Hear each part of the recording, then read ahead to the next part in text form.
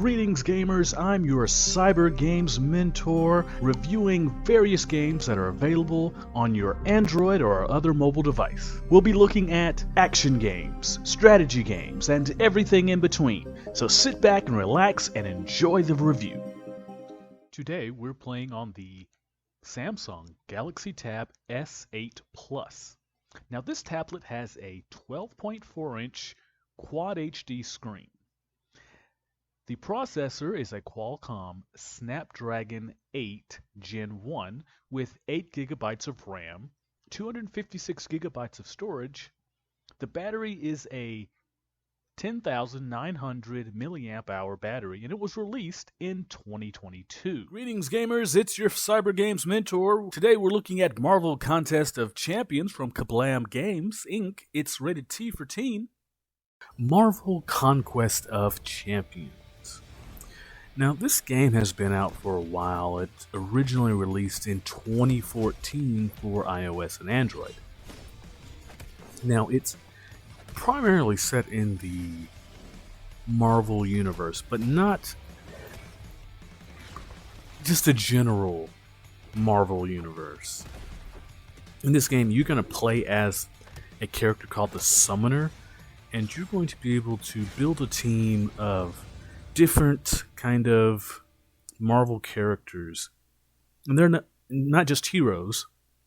You're also able to recruit villains and put them, and you're going to fight one-on-one with other characters in the world. Now, if you've played anything like Justice or Mortal Kombat, you're going to get a feel of how this works. It's a fighting game, true, but it kind of works on the sprites are rendered in 3D, but the fighting only happens on a 2D plane, so your characters are going to be facing each other. Now, as you progress through the game, you can get new characters, you can upgrade your characters,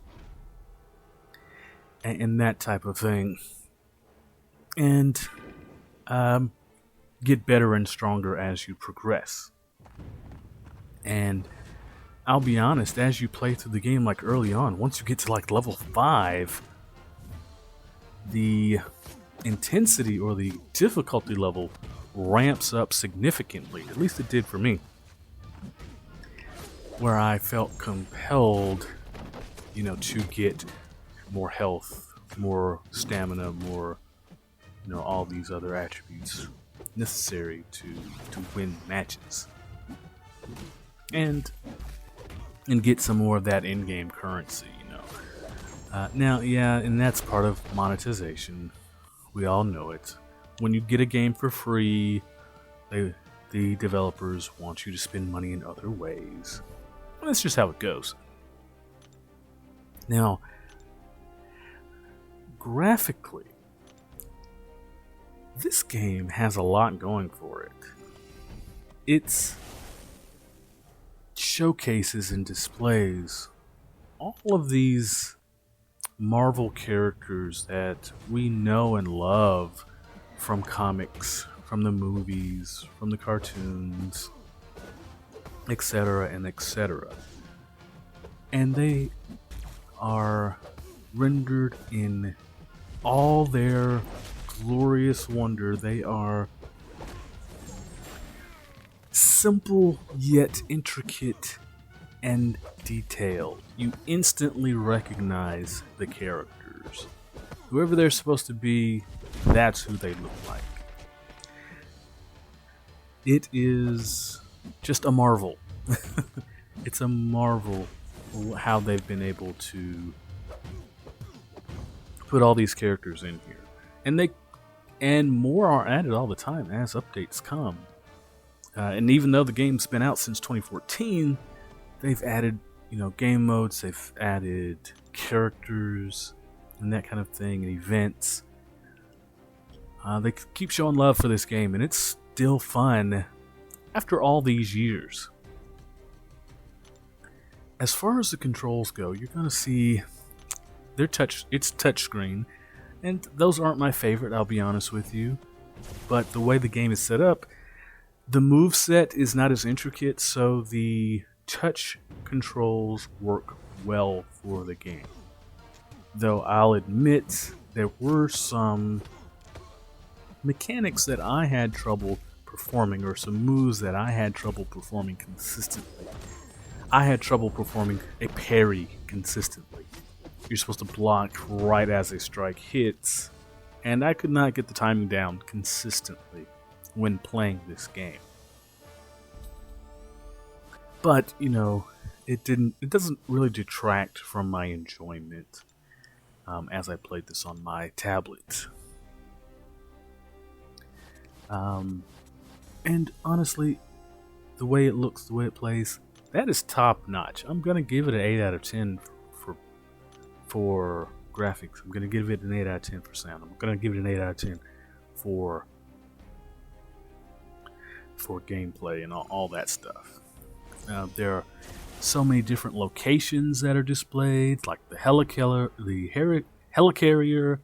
Stark Tower, Wakanda, Nowhere, where the Guardians of the Galaxy live, and it's pretty good. The story, I'll say, is adequate. We typically don't play fighting games for the story, but being, called a summoner in this world and controlling these various characters from all over the universe is fun. It works. The thing that I enjoy when playing this game is answering some of the age-old schoolyard questions of what character would beat another character in a fight. Like, can the Wolverine beat Spider-Man? Can Black Panther beat Doctor Strange? Oh, those type of things. Can Wanda defeat Magneto? All of these type questions finally get some type of answer, that we've had for 60 years of Marvel comics. And it's good to see. It's fun to see. Overall, I must admit the game is fun. If you're looking for a fun game that has surprisingly deep customization and surprisingly deep gameplay. It's simplistic, but employed properly, making the right decision on how you construct your team to battle another team. Because some characters have synergy with others. Like if you pick the Fantastic Four in Doctor Doom, you get bonus. If you pick, some X-Men characters, you get a bonus. If you're like Wolverine versus Elektra, they're both martial artists, you get bonus. These type of things come through. And that part of the gameplay is what I think is the most interesting part, the strategy part. The strategy necessary to choose the right team or the right mix to really take advantage of them and win more often than you lose. And there are 6 classes. There's Cosmic, Tech, Mutant, Skill, Science, and Mystic. And you can just mix them all up and make a team to get, the right mix of characters and benefits so you can win games. And you'll have to pay attention to the characters that you have in your team when completing tasks and missions and all that. And they're fairly varied in that regard. So, this game, it sounds fairly good. There have been a lot of Avengers or Marvel games that have come out for mobile, for consoles, for PC, where they slapped the Marvel brand on, they slapped Avengers on it, and they forgot to make a good game. They forgot to make a compelling game, a fun game. They made games that there was stuff to do in it, but it wasn't fun. And I think Marvel Conquest of Champions is a fun game. I had a very positive experience in playing this game. Now it is simplistic. It doesn't have the most intricate fighting system like Mortal Kombat, Street Fighter, etc., Tekken. It's not like that. It takes what you can do on a touchscreen and does it well, though. It's a game that does a lot good. It's well suited for its form factor. It's well suited for its audience. It hits a lot of notes. It honestly just hits a lot of notes, does a lot of things well. So I would recommend you downloading this. I would recommend you giving this a try. If I were to give it a score, I'd give it like a 7.5 out of 10. And the reason it's getting that score is because though there is some surprising depth, that depth isn't super deep. There's some depth, but it's not super deep.